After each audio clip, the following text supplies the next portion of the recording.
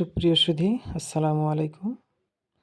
আজ আপনাদের সামনে যে ছবিটি আঁকব সেটি হলো একটি আমের ছবি। আম পছন্দ করে না এমন মানুষ পাওয়া দুষ্কর। সো বন্ধুরা, চলুন আমের ছবিটা ঝটফট আঁকিয়ে ফেলি। দেখতে পাচ্ছেন, প্রথমে আমরা হালকা ডট টেনে ছবিটার একটি আকৃতি নিয়ে এসেছি।